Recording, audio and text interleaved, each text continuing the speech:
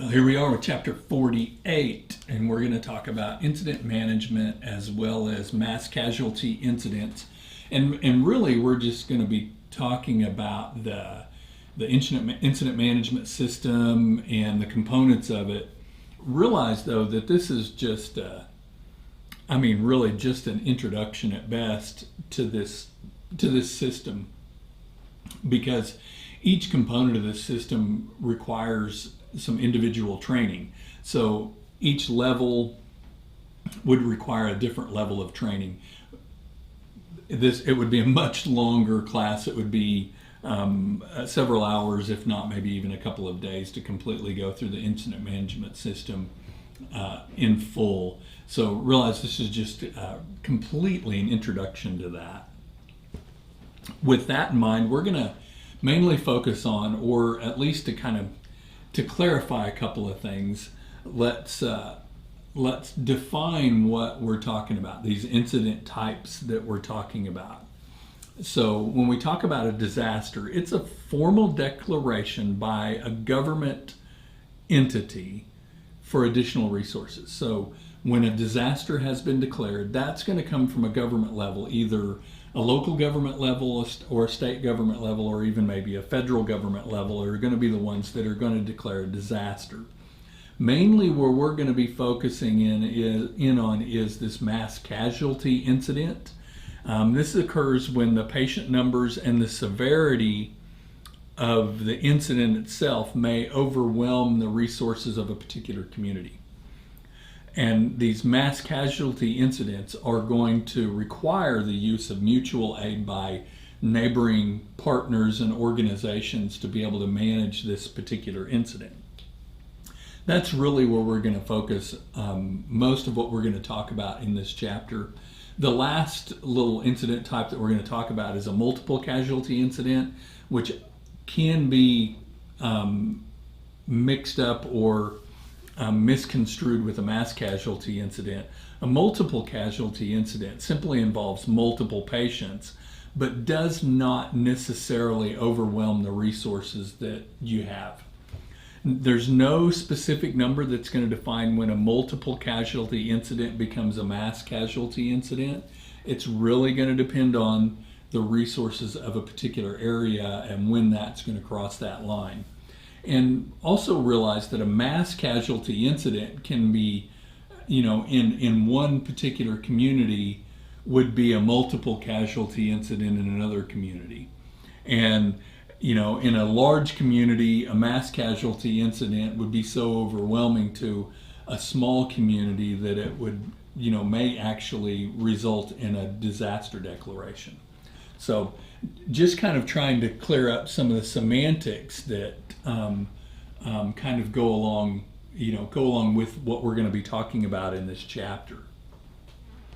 So the National Incident Management System is designed to improve incident management efficiency regardless of its size or complexity. These are designed for, this National Incident Management System is designed for small incidents, on a small scale, such as, maybe having a poisonous gas exposure at a nursing home in one community that'll overwhelm it, which might become an incident management or a mass casualty incident, but would be relatively small compared to, say, the Twin Towers when they were hit by aircraft and there were thousands of people involved in that. The incident command system, that's a national incident management system. It's a system that's designed to manage those incidents, those complex and simple incidents. The incident command system prepares responders to provide a coordinated effort during that incident. So the incident command system is the system that will work within in order to manage that incident. I know it's a bit confusing, but just think of the incident command system. It's going to be the layers of the onion that kind of make everything work. So everybody's going to have a role within that command system in order to be able to manage the incident. Hopefully that's making sense. The National Incident Management System was actually implemented in 2003, and this was following the 9/11 disaster, and the goal was to help provide a more consistent template for effective emergency response, because following 9/11, when they did kind of the teardown of that and seen what worked and what didn't work, they realized that so many of the agencies that were responding to that were not working together. Each one of them was doing their own thing. Primarily fire and EMS, or fire and law enforcement, were kind of doing their own thing. You know, in New York City, the bulk of EMS kind of fell under fire, so there wasn't really, there was three pieces, but fire and EMS were more correlated together, though there were some other EMS agencies involved in that. But there was just not a good system for them to communicate. So NIMS was then used to effectively manage immediate response as mitigations and long-term recovery from incidents of all sizes. So this system was created to manage all of those incidents. And it helps the local government agencies collaborate with regional, state, and federal agencies throughout all phases of a major incident. It provides flexibility, standardization, and a lot of interoperability within the system. And it has an organizational structure that can quickly adapt and be flexible depending on whatever type of incident that's being involved. NIMS also sought to standardize a lot of the terminology and define the organizational functions, as well as incident facilities, resource descriptions, and position titles, so that everybody was speaking the same language when it come to communicating with each other. The interoperability of NIMS actually enables communication among different agencies throughout all different jurisdictions, and this helped to facilitate a common incident communication plan among all of these responding agencies. So what's important is that all of these resources must operate within a similar framework, and that's what the National Incident Management System sought to do. It tries to create a system to where that all of these resources that are needed, and I'm talking resources that are outside of police, fire, and EMS.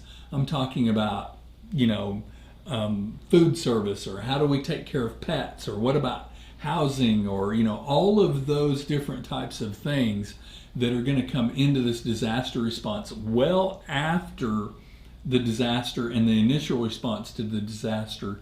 It's all the way up until everything's completely back to normal, kind of thing. And that's what the National Incident Management System does. It works on all of those elements of that. Some major components are going to include some fundamentals and conceptual things. There's resource management is an element. Command and coordination is another major component. And of course, EMS's role is going to fall within the command and coordination component of all of NIMS. And then, of course, there's the communications and information management that's another significant component of NIMS. Now, we're not going to focus on all of these, but we're going to talk about some of these. We're going to break some of this down just a little bit to where that everybody can kind of understand it a little better. So, and within NIMS, you have the incident command system that provides an effective and efficient approach to managing and coordinating those incidents. This offers a flexible, standardized incident management structure, and some major benefits are going to include a clearly defined chain of command, the use of common terminology, the looking out and making sure and ensuring the safety of the responders, having a cohesive set of response objectives that can be achieved and will actually be achieved by the time it's over, the efficient use of resources. All of these things are, essential parts of that incident command system. And of course, the federal government mandates that all federal agencies use the incident command system, but there are also different levels of incident command system training available through both traditional and online courses. So the availability of being able to learn about the incident command system and what everybody's role or what each individual role is within that is available to anybody, either through a traditional classroom format or through an online format at no charge whatsoever. This is something that is provided by the federal government, but federal agencies are required to follow this. But it's also a great tool and guideline for smaller agencies to do the same. So the incident command system roles and responsibilities area include general roles like command, finance, logistics, operations, and planning. The command functions are going to include public information officers, safety officers, and liaison officers. We'll talk about them a little bit more. The incident commander actually oversees the entire incident. They set the strategic objectives and priorities and develops the response plan that's going to be followed. The incident commander's duties are going to vary based on the incident size. So depending on the size of the incident is going to kind of determine about, what all those duties are going to be. They may wear several hats if it's a small incident, but the larger the incident, the more people they're going to have within their circle providing them information and carrying out orders or relaying commands or things like that need to be done. A unified command system is used for incidents involving multiple organizations or jurisdictions. This is where the problems typically will begin to start if you don't have a unified command system. When you have multiple organizations that's spanning multiple jurisdictions, how are these communicating with each other? Under a unified command system, all responsible organizations make advanced plans for decision making. The unified command plan assigns lead and support agencies. So under this unified command, a particular incident happens, it's already kind of predetermined who's going to get involved in that. Of course, in order for this to work, training is a critical element. Otherwise, the unified command system just doesn't work well. So it's essential that there's training, not just initial training, but ongoing training, and training, for if you work in a particular area and you change jobs and you move to a different area, having training for that particular area is important as well. If you're working in a single command system, it's basically just going to designate one person as being in charge. And in a single command system is essentially used when one agency holds the primary responsibility for the entire incident management. Say in a small community and it's a relatively small incident, but it's overwhelmed the resources of that community. Oftentimes the fire department or the fire chief is the one that's going to be the main person in charge, the incident commander, and it'll fall under that single incident command system with that fire department kind of leading the way. This works with those short duration or limited scale of incidents. If it's a longer duration or a larger incident, that's probably going to quickly be out of the hands of the fire chief and into somebody else that can manage that incident a little bit better, while the fire chief moves on to handling other things on a little more smaller scale. For small scale incidents not expected to increase in complexity, the incident commander may be located on the fringes of the scene. So they may be actually relatively close by to the scene.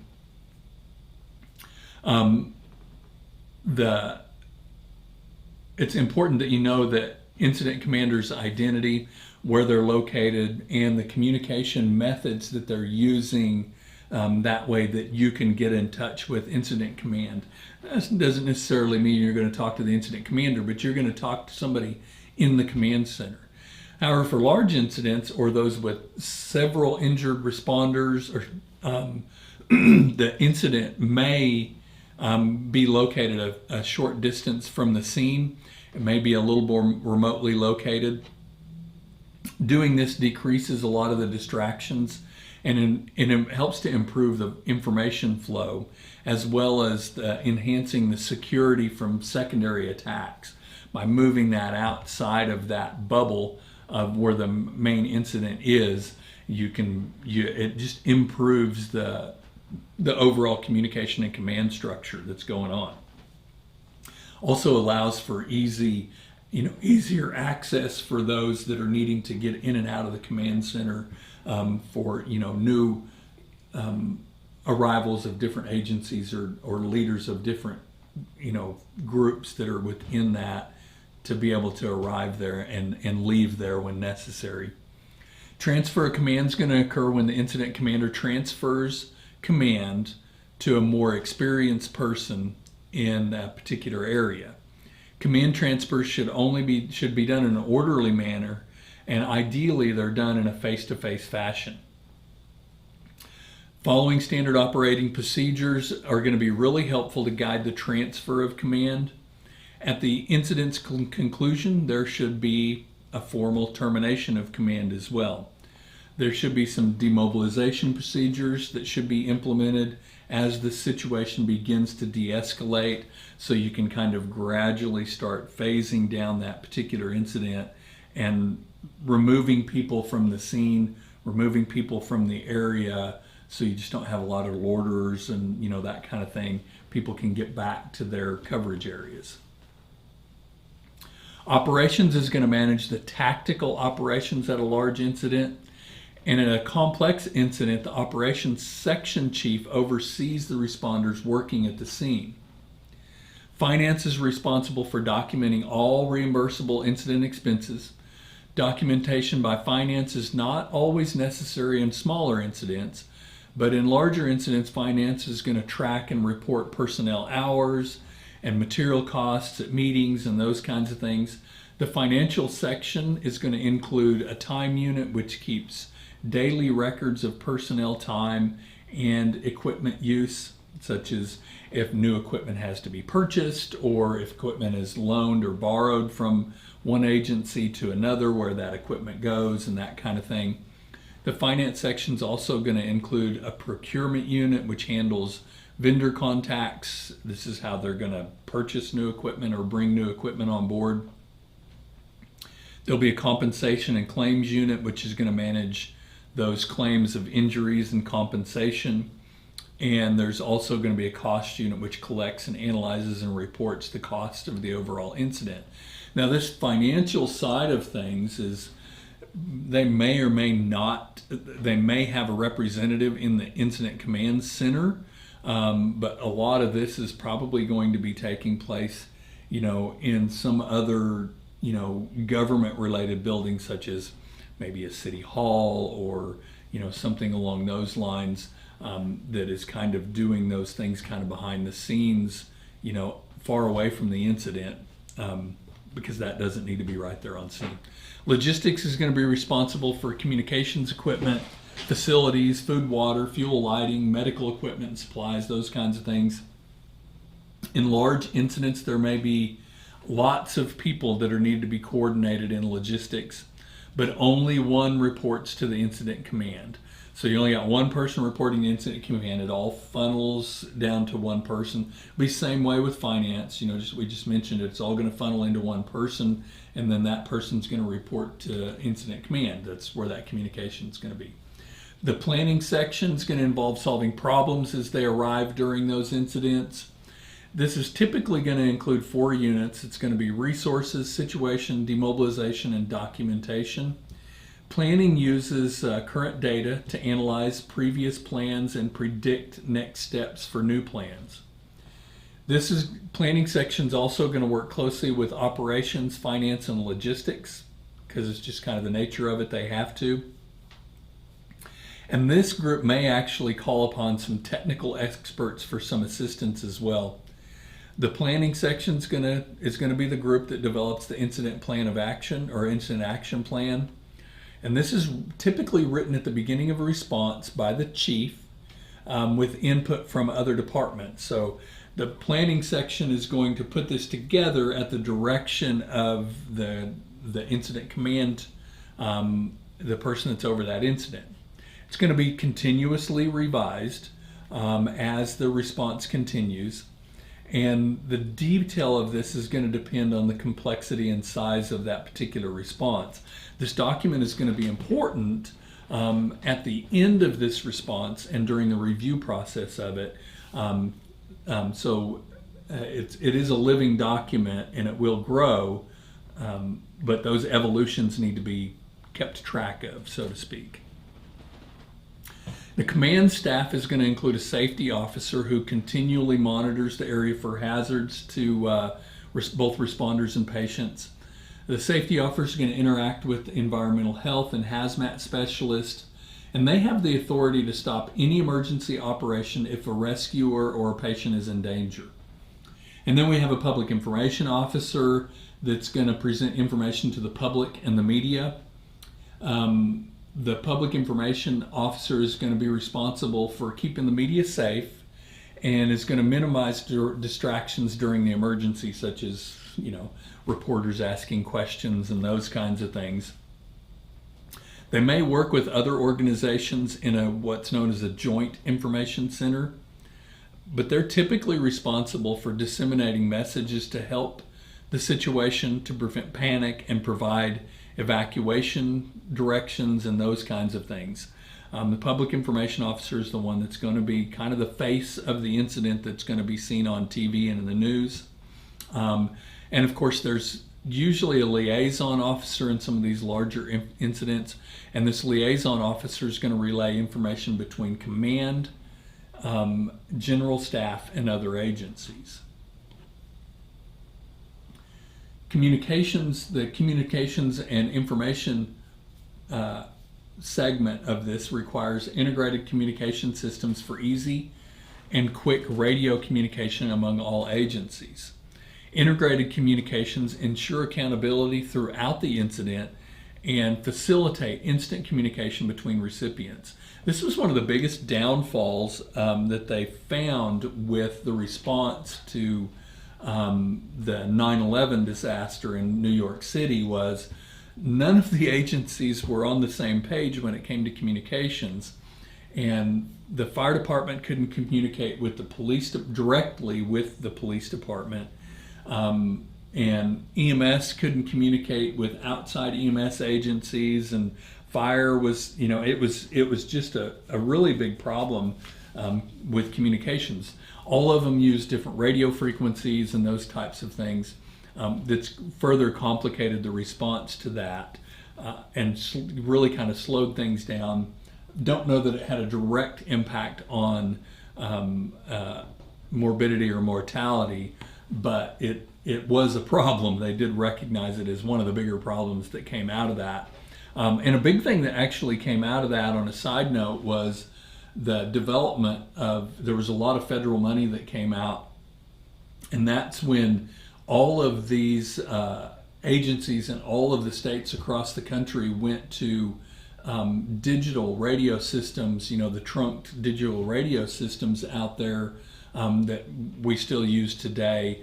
And that was a big part of that, was so that there was some organization to those communications. And a lot of federal money came out that made those systems happen. Mobilization and deployment actually is going to begin once the incident is declared and additional resources and personnel are requested.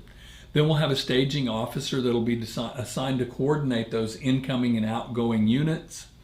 And the steps for mobilization and deployment are going to include checking in with incident command or a resource unit at some of the larger incidents. Checking in allows assignments to supervisor for job tasking, and enables personnel tracking and ensures precise tracking of costs, pay, and reimbursement. So a lot of work here on the mobilization and deployment side. This also helps provide some accountability for those present at the incident if issues begin to arise. So checking in with your supervisor for an initial briefing on the incident at and job responsibilities. And then, of course, keeping good records and documenting items that may be needed for reimbursement.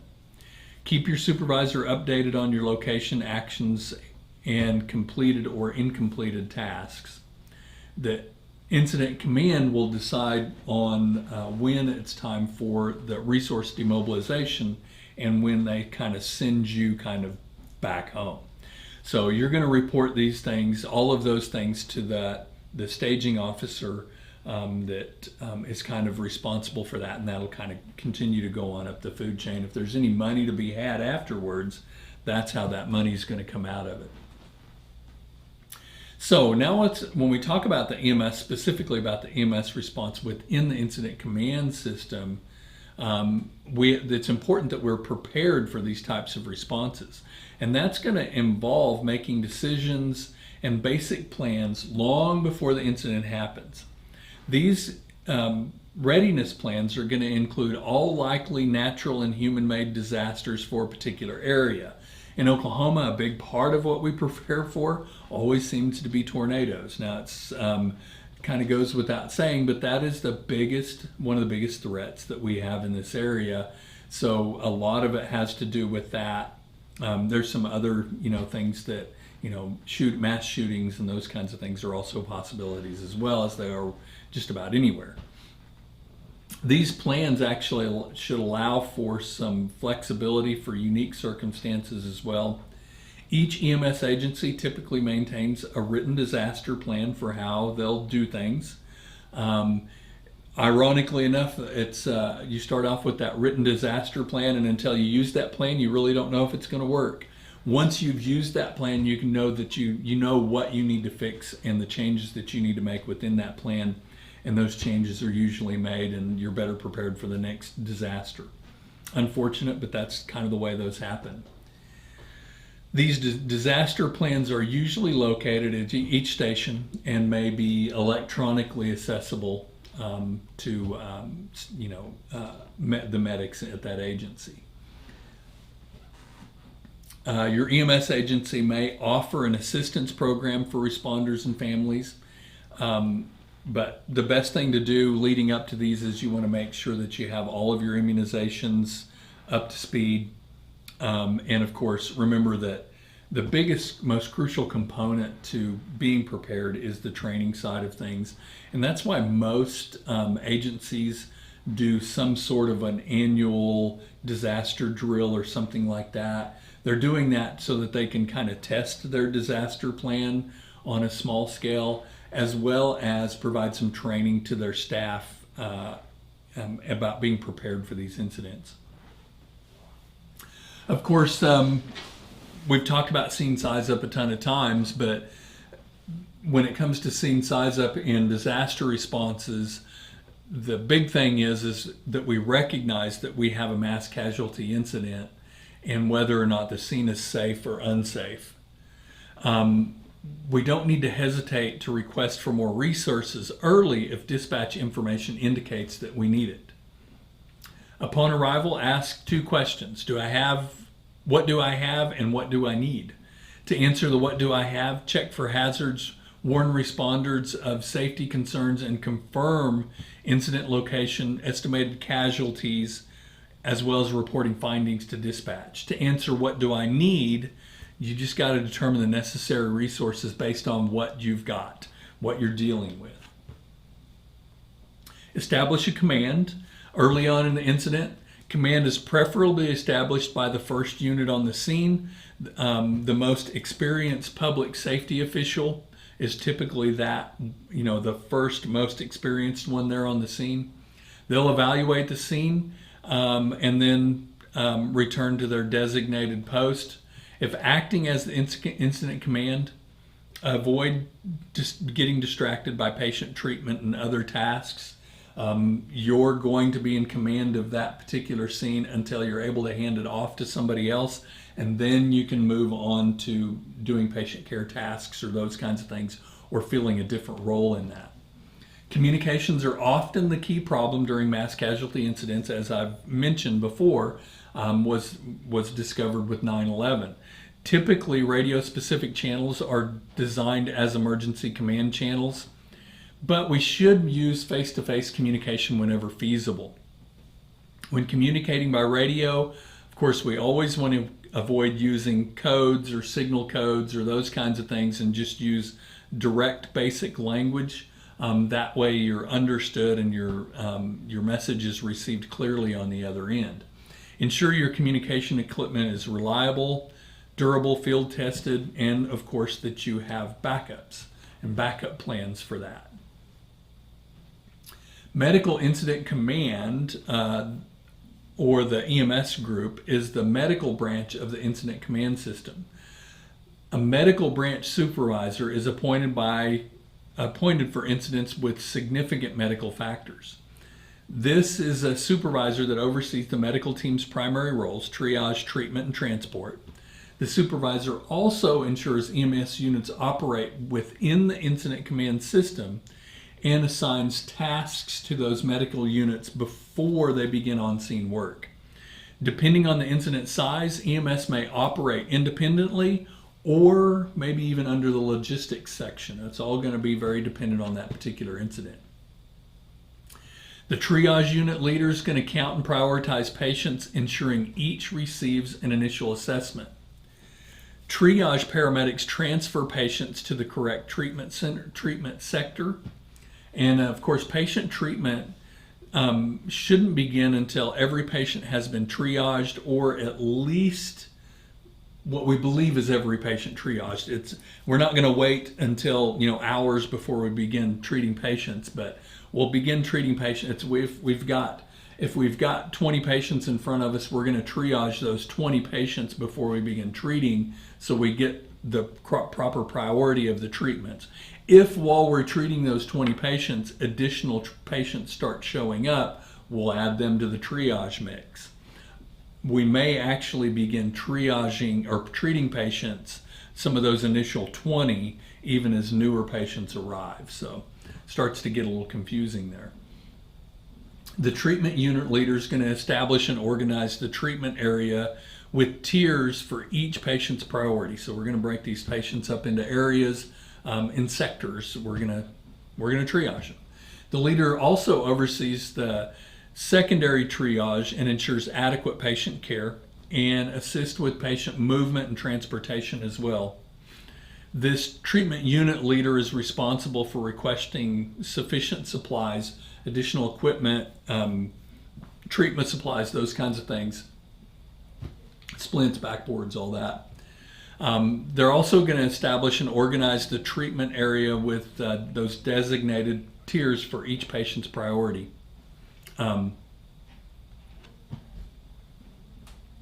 The staging area manager is assigned for incidents requiring multiple emergency vehicle agencies. They establish an efficient off-scene staging location, planning site access and exit, and preventing traffic congestion. So what they're going to do is they're going to put all of these emergency vehicles, all these ambulances that are responding to the scene, in a staging area, and they're going to determine what they've got. I've got a BLS truck, an ALS truck, and a paramedic level truck. And then you're going to go, okay, well, I've got a high priority paramedic that's going to need paramedic level care. Send me an ambulance to this location. They're going to make sure they plan the entrance and exit of that location in a way that prevents congestion of traffic, so we're not getting bottlenecked. This manager also is going to be the one that releases vehicles and supplies as needed. Let's say we've got an incident that spans a couple of different areas. They may release a vehicle to go to a different staging area that may need them because they realize they're not going to need them. That maybe a different staging area might. Sometimes you get a physician on scene and they're going to provide secondary triage decisions, and they're also going to help to determine patient transport priority. And they will provide on-site medical direction and treatment decisions as well, so long as they're qualified. Make sure that they're qualified for that, the physician that's there. Then you'll have a rehabilitation group leader that establish a rehab area for those responders to rest, eat, drink, and find protection from the elements during these prolonged incidents. The area is always positioned away from the incident, away from crowds and media. And they also monitor EMS personnel for signs of stress. So it's going to be an area that you can go and just kind of relax, unwind, decompress a bit, and that kind of thing. And whether or not you go back into the incident or this is before they release you to go home, there's always that rehab area. There'll be a group that does extrication and special rescue. Typically there's a leader of this group that's appointed so that they can coordinate that. This supervisor is going to coordinate the necessary equipment and resources, and they're going to direct those special operations. They typically function as a specialty group under the operations group of the incident command system. So they're going to have they typically have a liaison that has direct access to the incident commander. The morgue unit leader works with medical examiners, coroners, morticians for assistance, as well as law enforcement. This person is going to coordinate body removal and body storage where those are going to be. The deceased should remain untouched until the removal and storage plans are finalized. So we're going to bring them the deceased into a particular area, and they're going to stay there. They're not going to get shuffled around. They're going to stay there until they're moved to their ultimate destination or quasi-ultimate destination, whether it's a medical examiner's office or mortuary or something like that. They will assist in identifying the victims as much as they can, or they may assist the crime scene investigators as well as identifying people. Once the morgue area is established, it should be kept out of public view, out of public sight, and it should be protected by law enforcement to keep people out of that particular area, and protect whatever evidence is there and the dignity of those lives that were lost. Oftentimes, almost every time, a mass casualty incident will overwhelm the available resources. So we'll have to rely on neighboring EMS agencies to respond to these incidents when local resources are no longer efficient at being able to handle that. Of course, the level of this response is going to vary by location, as well as patient distribution and what resources our neighboring agencies may have available that they can send to help with that. Here's a diagram of a mass casualty incident. You can kind of just see the layout of kind of how people are extricated, they're brought out of the incident to a triage area. They're divided into their level of care that they're going to need. Immediates are gotten out of there quickly. Delayed are actually delayed, and then they're transported to the facilities that are designated. You may have some that says, hey, we can take 5 immediates and 12 delayed, and that's what that transport officer is going to do. They're going to direct you to the right facility. They'll help keep from overwhelming one particular hospital. So whether an incident is open or closed is kind of determined by the number of casualties. An open incident essentially has an unknown number of casualties. So the incident is open as long as you don't know how many casualties that you have. This means that we may need to continue to search for patients and treat patients across multiple locations that may be in more than one place. Open incident is typically an ongoing incident. These are things we're going to see like school shootings or tornadoes, something that spans larger areas, or as, in Oklahoma City, the Murrah bombing, it was an open incident for quite some time, until they knew that they had rescued all the survivors. A closed incident has, it's not expected to change. It has a particularly given count. Maybe it's a couple of buses wreck on the interstate and we've got multiple patients scattered, along the interstate. But it's a finite number. You know that it's not going to, you're not going to really get any surprises in the number of people that are involved. Patients are usually triaged and treated as they're removed, and a closed incident may may evolve into an open one. For instance, there's it may seem like it's an isolated thing, a shooting at one location where you're like, we've got 12 people that are involved in this, and we know that it's just these 12 because it's a small building, but that shooter went to another location and just shot more people, and now you don't know. Now it's like, okay, well, this may be spread out, and we may have what you thought was a closed incident now may become an open incident. When determining what qualifies as a mass casualty incident, organizations and emergency services will use a varying degree of standards and protocols to make that determination. Previous experience is going to help, but you want to try to answer the following questions to help determine if you have a mass casualty incident. How many injured or ill patients are on the scene? What resources do we have available? How long will additional help take to arrive, and where should these patients be transported to? These are going to play a big factor in determining whether or not you have a mass casualty incident. Never initiate patient transport if there are unattended patients still remaining. So you're not going to start transporting patients until you have enough people to manage all of the patients there at the scene. So you may have to consider relocating patients to a smaller area to begin treatment on critical patients while still being able to observe those less injured or less critical patients. If you need to, sometimes you got to delegate tasks to your partner or responders from other agencies, but always make sure that you're following your local protocols when it comes to those things. Of course, triage is the process of sorting patients by severity and prioritizing their care accordingly.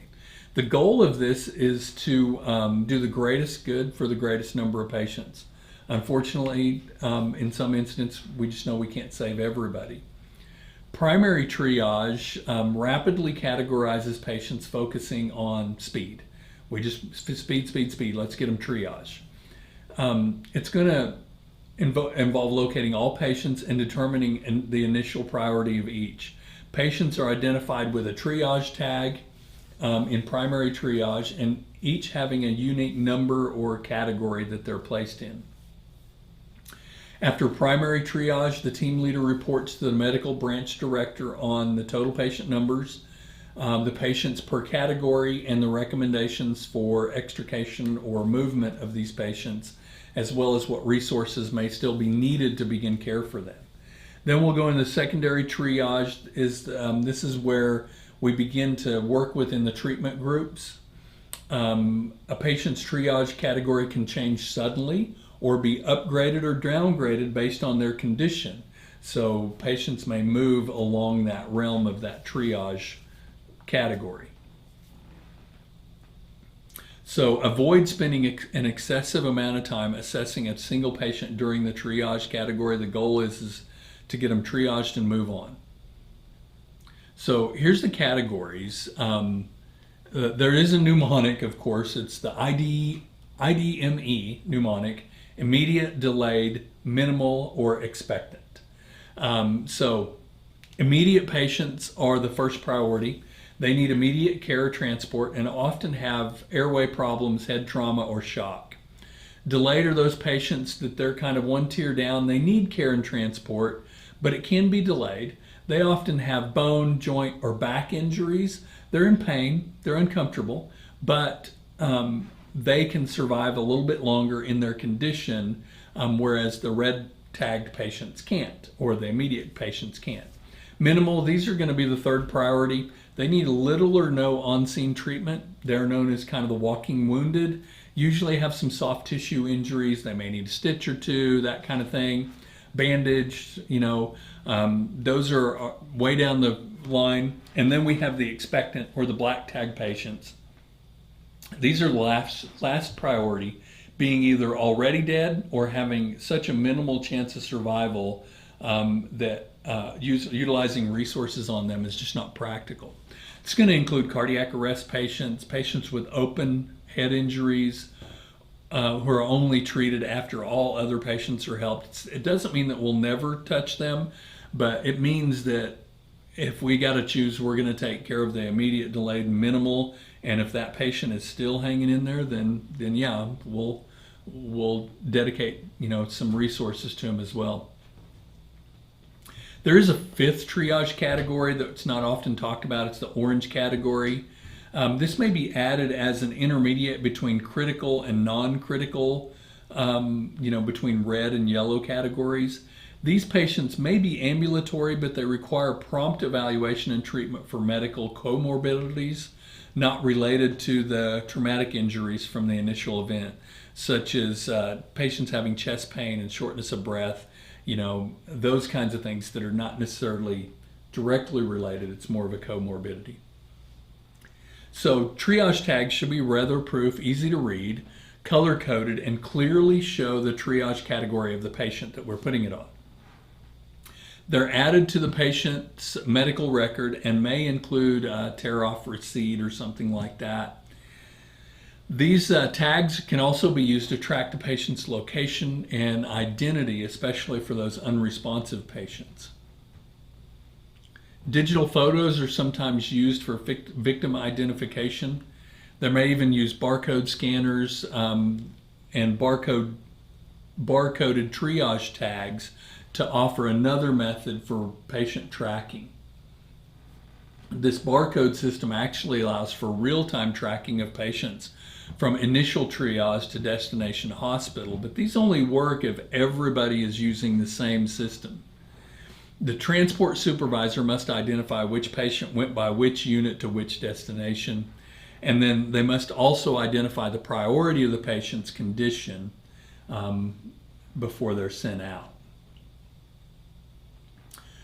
Start triage is a method of triage. It's a triage, I can't think of a better word for it, but it's a system that you can use for triaging patients. This method evaluates the patient's ability to walk, their respiratory status, their hemodynamic status, and their neurological status to get you to a point to where that you can say this patient fits in this particular category. So the first step in the system is to call out to patients who can hear you and have identifiable landmark upon arrival. These walking wounded are categorized as minimal or third priority patients. The second step, and we're going to tag them as that, the second step involves evaluating the non-ambulatory patients. So what we'll do is we'll check their respiratory status. If they're not breathing, open the airway manually. If a patient does not begin breathing after opening the airway, they're going to be tagged as black. If a patient starts breathing and then you can quickly estimate the respiratory rate, a rate faster than 30, the patient is an immediate priority. A rate lower than 30 means we're going to have to assess them a little bit more, and we'll check a radial pulse to evaluate their hemodynamic status. If they have an absent pulse, it suggests hypotension and categorize the patient as immediate. If the radial pulse is present, continue your assessment. Check the neurological status by asking the patient to follow simple commands. If they don't understand commands and are unresponsive, they'll be an immediate category. A patient who understands commands is then categorized as delayed. So you can kind of see how this process works its way down. You're going to start, it's ironic that you start with, the walking wounded, the level 3s, and then, you work your way into the others. You kind of start at the end to get to the beginning. There is a jump start for pediatric patients as well. And we're going to use this on patients that we suspect being 8 years old or younger than 8 years old or weighing less than 100 pounds. You'll do the same. You're going to identify the walking. Of course, infants and children are too young to walk. They're taken for immediate secondary triage, so we can assess them a little bit more closely. And then it differs slightly from start triage. Whereas if a pediatric patient isn't breathing, we'll check for a pulse. If there's no pulse, the patient is labeled as expectant or black tagged. If there is a pulse, open the airway with a manual maneuver. Give 5 rescue breaths if the patient still isn't breathing. If the patient doesn't respond, then label them as expectant. The most common cause of cardiac arrest in children is respiratory arrest. So next, check the appropriate rate of respirations. A child breathing fewer than 15 breaths a minute or more than 45 is categorized as immediate or red. If respirations are between 15 and 45, continue your assessment and assess the hemodynamic status by checking for a distal pulse. If there is no pulse, the child is labeled as immediate. If the child has a pulse, check the neurological status. If a child responds, realize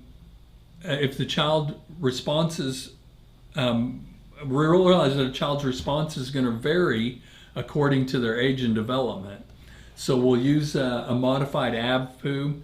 A child who is unresponsive, not understandable in voice, or can't locate pain is labeled as immediate.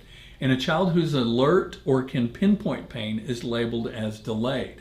So I know it's a lot of information. I just kind of rattled off there in that. But these, the jump start triage tags are actually very helpful in helping you kind of go down that list. And of course you see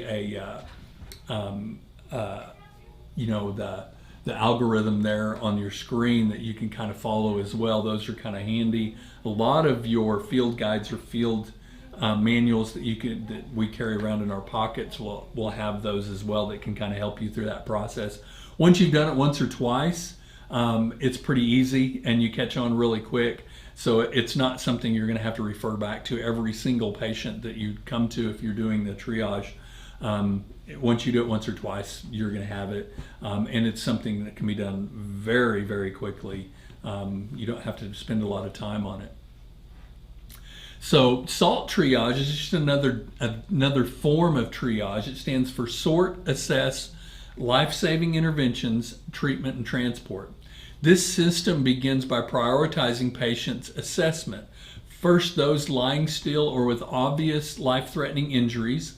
Second, patients unable to walk but demonstrating purposeful movement or following verbal commands. And third, ambulatory patients who can walk to a designated area. SALT allows for limited rapid interventions, including bleeding control, airway opening, needle decompression for tension pneumothorax, and auto-injector antidotes. As assessment progresses, evaluate airway, mental status, perfusion, respiratory status, and bleeding control. There are 5 patient categories, and they're going to be similar to other triage methods. Black tags are for deceased, gray tags for those not expected to survive given available resources. Then we'll have immediate, delayed, and minimal categories similar to most triage schemes.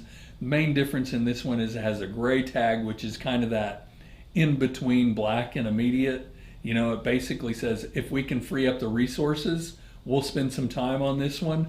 But if we can't free up the resources, they're going to stay in the black or expectant category. So some special considerations to take to think about during the triage include dealing with the hysterical and disruptive patients as an immediate priority for transport, so we can get them out of the disaster site even if they're not seriously injured. This is going to kind of bring the temperature down just a little bit and kind of help you get a little better handle on the scene. Don't hesitate to have some of the walking wounded help with some simple tasks. Here, can you hold this bandage on this bleed, on this wound? An injured or sick rescuer should be categorized as immediate and transported away from the scene. If hazardous materials or weapons of mass destruction are present, the hazmat team must categorize patients as contaminated or decontaminated before regular triage can even begin. Some incidents will require multiple teams or triage areas if patients are spread out around a larger area.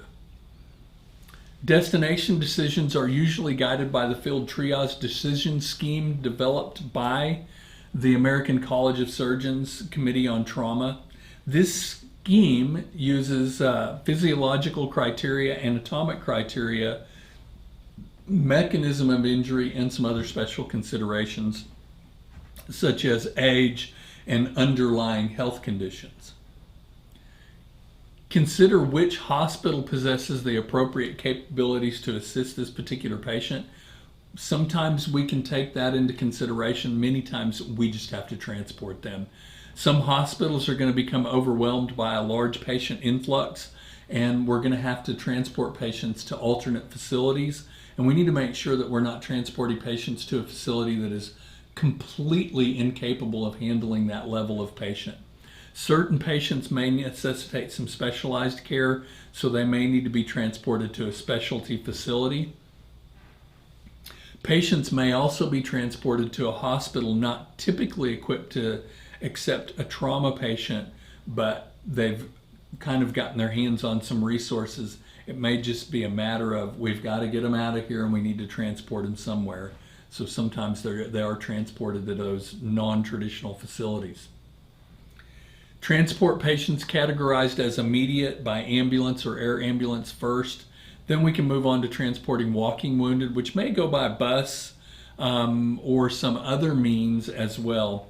These patients should be taken to a hospital or a clinic farther from the scene to avoid overwhelming local facilities, because they can manage to go a little bit further of a distance. At least one EMT or paramedic must accompany all of the patients, the walking wounded, on the bus. And an ambulance should probably follow the bus as well, just in case something starts to go south with one or two of the patients. Transport immediate patients one or two at a time. It's not unusual to transport them two at a time, but one at a time can be done.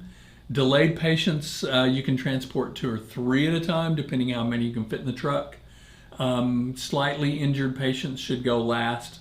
Expectant patients are treated only after all the other patients have been transported.